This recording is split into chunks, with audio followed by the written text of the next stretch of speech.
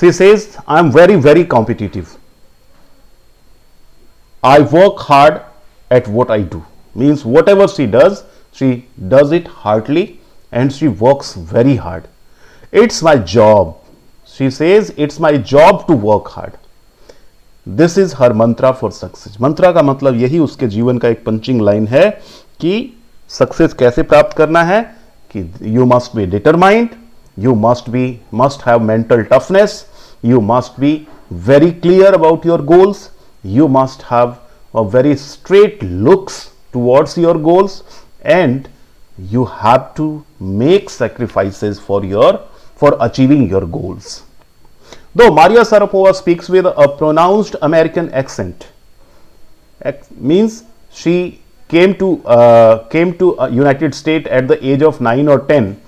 She speaks American accent. वो American style में बात करती है, उसके बोली में अमेरिकन लहजा आता है.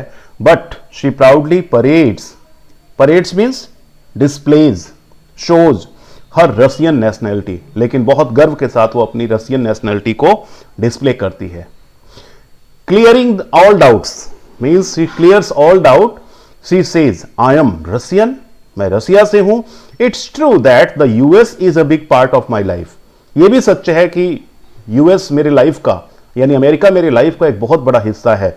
But I have Russian citizenship, means मैं नागरिक तो रसिया की ही हूं. My blood is totally Russian, means what blood runs in her veins is Russian because her father mother both are Russians. she was born in Russia, so that's why she proudly admits that she is Russian. However, she gives credit to US that it is a big part of her life. And she added, I will play the Olympics for Russia if they want me. If Russia allows me, I would like to play Wimbledon for Russia itself.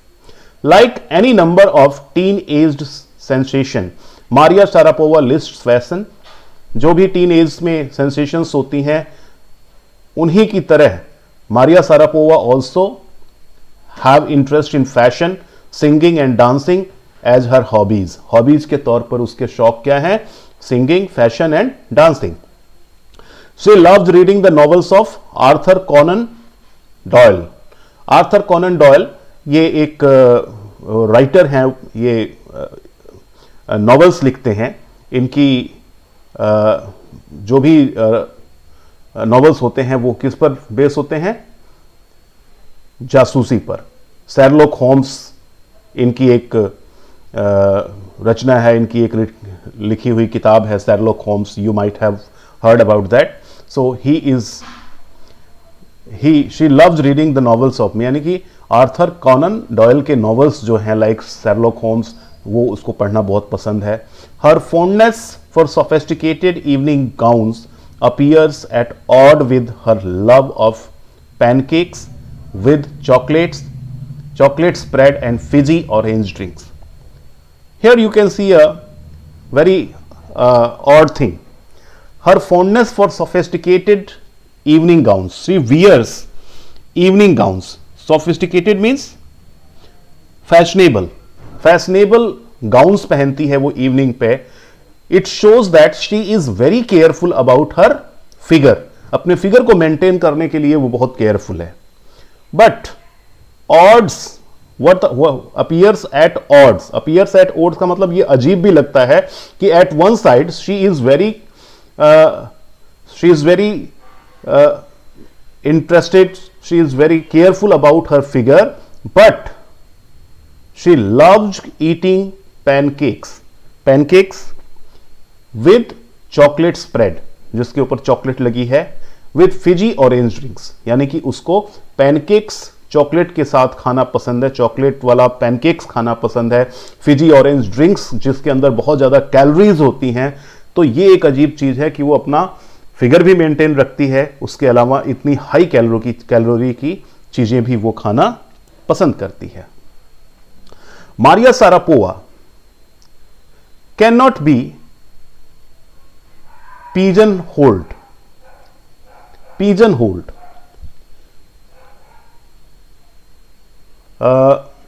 Pigeon hold means to be categorized with someone or in some category.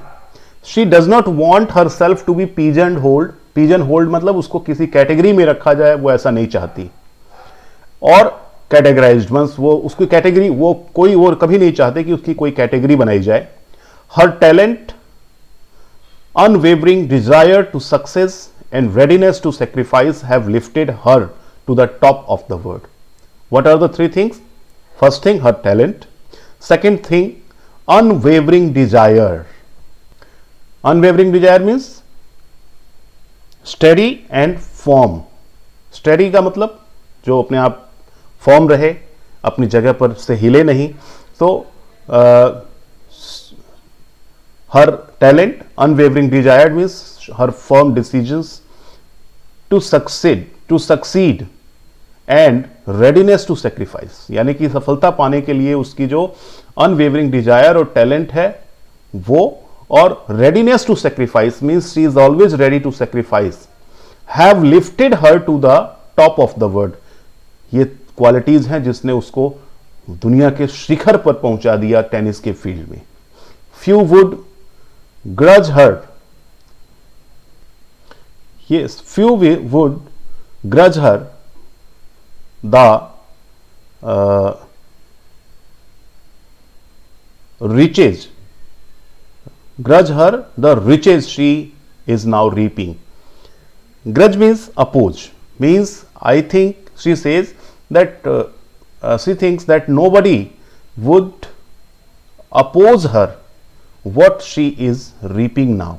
reaping का मतलब benefit उठाना. आज वो जो शोहरत की वजह से जो पैसा कमा रही है वो उस पर कोई भी उंगली नहीं उठा सकता. Why? Because she has given many sacrifices. This is what she has to say about her monetary gains and from tennis. Monetary means जो टेनिस से उसने जो पैसा कमाया है, ऐसा उसका कहना है. Has to say about monetary gains from tennis, यानी पैसे के जो उसने कमाए हैं टेनिस से, उसके बारे में उसका क्या कहना है.